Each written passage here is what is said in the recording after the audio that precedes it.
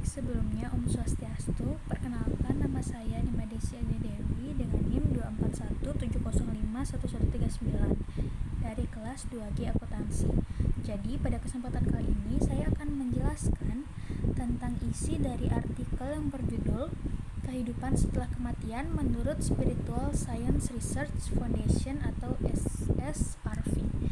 Baik, langsung saja ke pembahasannya.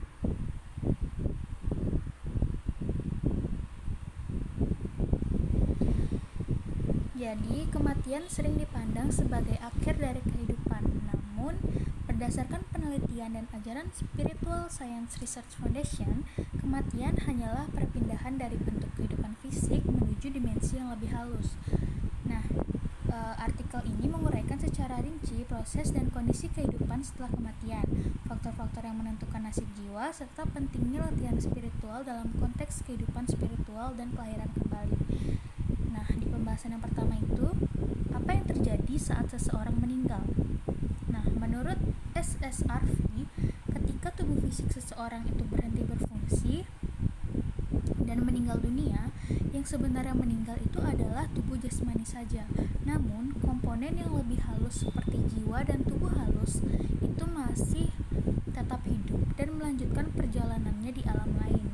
Tubuh halus terdiri dari beberapa elemen. Yang pertama itu pikiran, yaitu semua keinginan, emosi, dan ingatan. Yang kedua itu adalah intelek, yaitu kemampuan membuat keputusan. Yang ketiga itu ego atau rasa, atau bisa disebut juga dengan aku.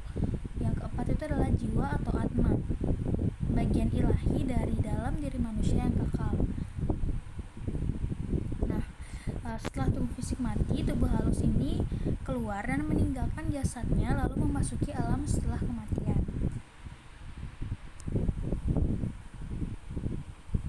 Nah, untuk pembahasan yang kedua itu adalah tahapan pertama atau wilayah orang mati yang biasa disebut dengan martialom.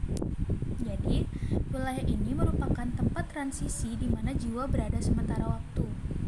Pada tahapan ini, jiwa itu tidak langsung menuju ke surga atau neraka, melainkan mengalami proses penilaian berdasarkan karma dan tingkat kesucian batinnya.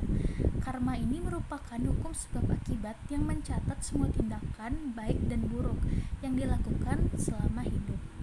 Selain karma, unsur-unsur halus dalam diri seperti satwa atau kemurnian dan kedamaian, dan juga ada raja atau aktivitas dan hasrat, serta tama atau kegelapan dan kemalasan juga berpengaruh dan mempengaruhi kondisi jiwa.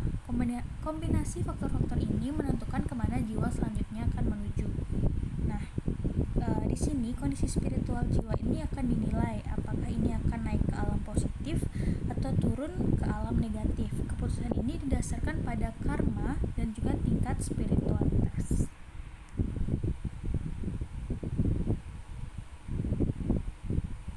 Yang ketiga ini adalah tujuan akhir jiwa, yang dimana ada dua kelompok alam, yaitu alam positif dan juga alam negatif. Yang pertama itu adalah alam halus positif atau surga dan tingkatan spiritual tinggi. Jadi, alam positif ini terdiri dari tingkat spiritual yang tinggi termasuk swarga atau surga dan alam-alam yang lebih tinggi seperti maharloka, janaloka, tapoloka, dan satyaloka.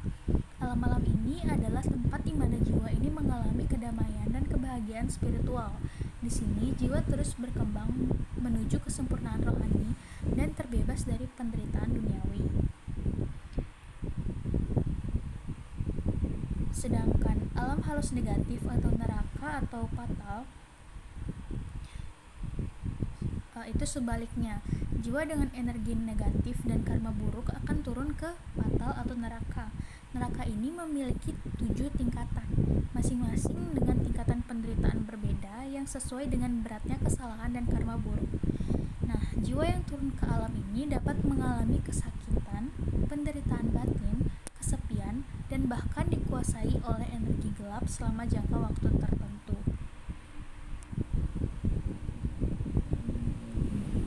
Selanjutnya, apa yang menentukan jiwa itu naik atau turun? Jadi, Nasib akhir jiwa itu sangat ditentukan oleh dua faktor utama. Yang pertama adalah karma. Karma adalah hukum sebab akibat.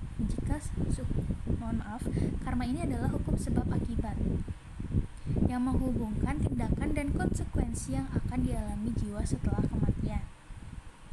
Jika selama hidup seseorang banyak berbuat baik, membantu sesama, dan tidak menyakiti makhluk lain, maka karmanya baik. Sebaliknya, perbuatan jahat akan menghasilkan karma yang buruk. Yang kedua itu adalah unsur halus dalam diri atau satwa, raja, dan tama. Semua orang terdiri dari 3 unsur energi halus. Yang pertama itu adalah satwa, yang dimana terdiri dari kemurnian, kedamaian, dan juga spiritualitas. Yang kedua ada raja. Raja ini terdiri dari aktivitas, hasrat, dan juga ego. Yang terakhir adalah tama. Tama ini terdiri dari kemalasan, kekacauan, dan juga kegelapan. Jika seseorang punya banyak satwa, dia cenderung naik ke alam yang lebih baik. Tapi jika unsur raja tama mendominasi, jiwanya itu lebih mudah masuk dan jatuh ke alam rendah atau neraka. Selanjutnya itu adalah peran latihan spiritual. SSRV menegaskan bahwa latihan spiritual ini adalah kunci utama untuk membersihkan jiwa dan meningkatkan unsur satwa. Latihan seperti chanting atau pengulangan nama Tuhan, meditasi, pelayanan tanpa pamrih atau seva, dan hidup sesuai dengan nilai kebenaran atau dharma memperkuat perlindungan spiritual dan membantu jiwa mencapai tingkat spiritual lebih tinggi.